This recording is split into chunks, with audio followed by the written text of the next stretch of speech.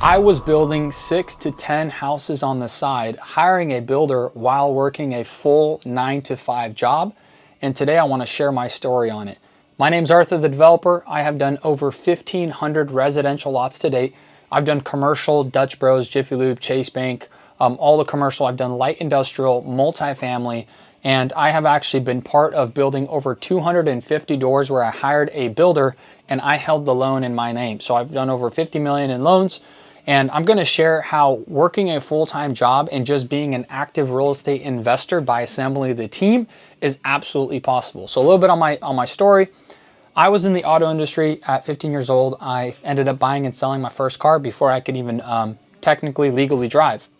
And I had a permit. I'd have my sister. She had the 5 years of experience. And I drove that car, ended up posting it for sale just to see what happens, cleaned it up. And that's literally all I did. I didn't fix it. I didn't do anything. And I ended up making over $1,000 profit. That taught me that you don't have to necessarily work every single hour to make money. You can be an investor and still work a full-time job. So I ended up scaling that, built over 30, 40, 50, or not built, sorry, sold over 30, 40, 50 cars and had enough for a down payment. And I still wanted to really get into the real estate game. It actually took me 4 years. So if you're somebody and you've been struggling and really trying to get into the game, it took me 4 years to do my first deal. So for me to get that exposure, what I ended up doing is I offered to do an internship or work for free. I went to a couple of wholesale meetups. I went to a couple of fix and flipper meetups, and everybody rejected me and said, no, like, you're sorry, no way. Through church, I found somebody that knew a developer. I did not know what development was at all, but this guy apparently knew real estate development. A buddy of mine connected me with somebody that knew him, and I talked to this person who was in banking and finance. And I shared my story a little bit, told him how I'm doing cars. I'm really intrigued in real estate. I want to get into the game. And he said, you know what? I'm going to send an email and tell this guy to come meet with you and have coffee. Long story short, a couple months later, nothing happened. I reached back out to this gentleman who was in the finance space. And finally, the developer responded and said, I don't have time for coffee, but come stop by my office for 10 or 15 minutes. We can talk and we can go from there. Stopped by his office. We had a meeting, conversation. I shared my story similar to what I'm sharing with you guys, how I'm in the car space. I've been hustling. I believe that you can make more money by having your money work for you and be active rather than just working a job. And he says, you know what? I don't have a job to offer you. I don't really have anything, but to get your foot in the door in real estate, you can work a summer internship here. So I would sit in the conference room of this development company and I'd be bidding and buying cars and fixing and selling them while being in this atmosphere of development. Well, lo and behold, I started getting all these small little projects. My first project as a project manager was managing an expansion of a coffee shop and doing a gravel parking lot. So I had to go get the permitting in the county. I had to work with my engineer, draw plans that we're doing gravel. We're going to add some parking stoppers or whatever you call those. There's a little concrete to stop the tires from going over because there was a little ditch for a storm facility. So I learned all of that, got it permitted, hired a general contractor or an underground contractor, and had my little taste of development. I ran that project successfully, and he saw that I was really hungry. I did everything. I did it with the mentality of I'm getting paid $1 million to do this job. And so imagine that's your perspective. You're going to do everything perfect, above and beyond. So I had like paperwork and I had all my schedules and I had everything highlighted and I put meetings. I'm in the rain. I'm meeting with the whole team. And he saw me do that and ended up offering me a position to be a junior project manager. So remember, when you're doing something for free, the only thing that you have is your time. And so you got to go above and beyond and show that you care and exceed your own expectation on that because you don't have value to offer. You just have the time. That's what an internship is. I ended up being an assistant project manager and I learned from the senior project manager, and I'm running projects side by side with this senior project manager, and it's teaching me the process of real estate. And so for me, what I could, if I could go back in time and if I could go into my own shoes, I don't regret anything I've done, but I was with the company for over 4 years.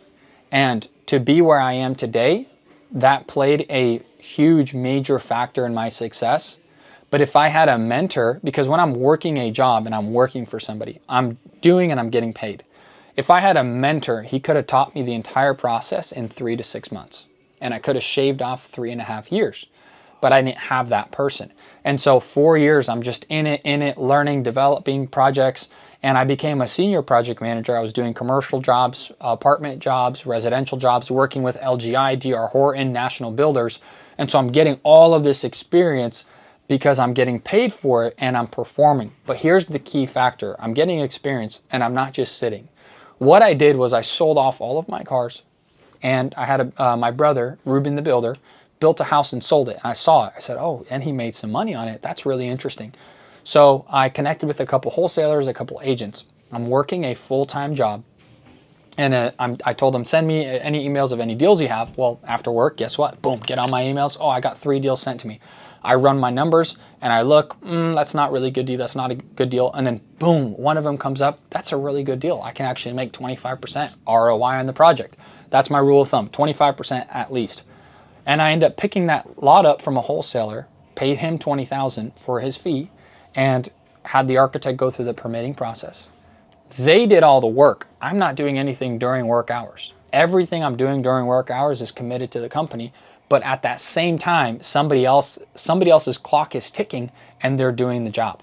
And so I was able to leverage and hire out everybody to do the job. As soon as I got permits approved, I called the builder after work, said, hey, I have this project. Can you build it out for me? And can you do it exactly like you built your other project? Just copy everything, copy paste all the finishes. So I'm out. I don't have to do any of the work. I don't have to say, here's the flooring color, here's the paint colors. I said, just do exactly what you did there. Do it here. Yeah, sure, I can do it. It's 20 grand. Okay, I'll pay you 20 grand, no problem. I locked in the loan. I didn't have all the money. I had the down payment. I bought the lot with the down payment. I put around $50,000 into the deal, and the builder is building it. Every month, I'm getting draws from the bank. They're sending wires in. After work, I stop by, drop off a check. Everything while working a full-time job. Sold that, made over $47,000. Wholesaler made 20. I made 47. Builder made 20.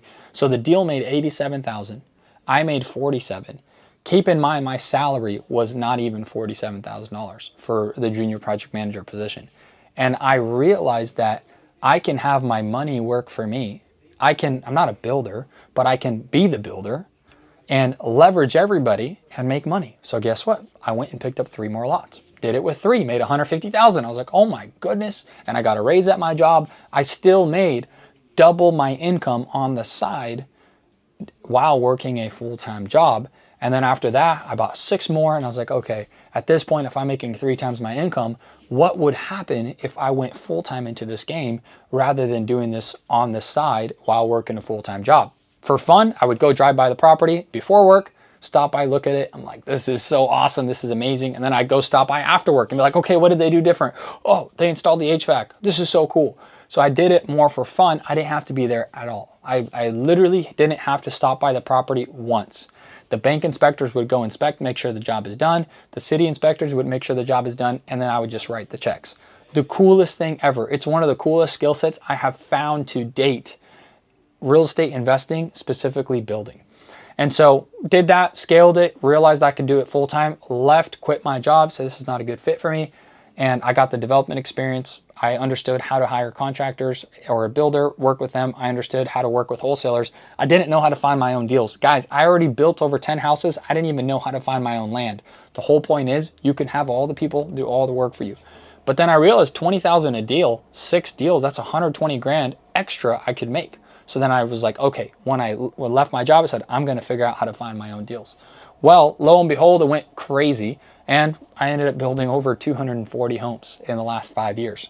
So that's what happens when you can taste a little bit of this game and understand you don't have to be the builder. You don't have to be the wholesaler. You don't have to be the agent. And you don't have to be a finance guru. You just have to understand the process of all of it for you to scale and start to do something absolutely mind-blowing.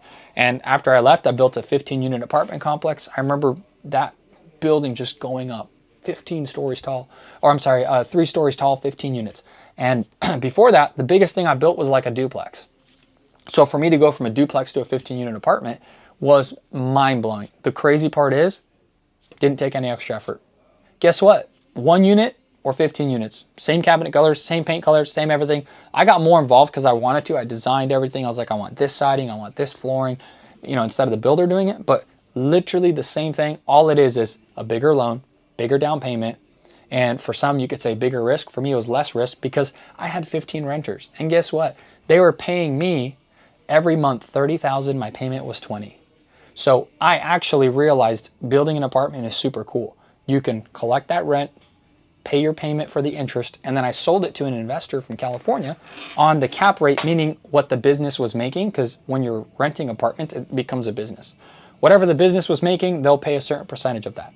And so that one sold for around that 5% cap rate, and that exposed me to the multifamily game. Now with the multifamily side, you've got to just really understand the underwriting to make sure you do it correctly, because you also have the parking lot involved, you have public improvements involved, all of that whole 9 yards. But that's not the point here. The point here is if you work a full-time job, number one, you should be able to build your personal house at least and have that 100,000 of equity. We always preach that to our students. We preach that on social media because it's absolutely possible. You can even slightly overpay for the lot and still have the 100,000 of equity. I'm actually doing 2 builds right now in Salmon Creek, and those 2 builds have 27% equity. We're going to sell them, and we're paying more than I've ever paid for the land. It's still possible because you have to understand the numbers. You have to understand what you're working with. And so, one, you can build a personal house on the side. And no, you don't have to be the builder, the agent, or the wholesaler, the deal finder. You have to just understand the process. And two, you can scale this to 5, 10, 15 homes a year. You're just limited by capital. So if you can do that first, second, third deal, stack the cash, all of a sudden you have a wheel. It's like a snowball, bigger, bigger, bigger, bigger. And you just choose. You can build and rent, build and sell, build an Airbnb, whatever you want.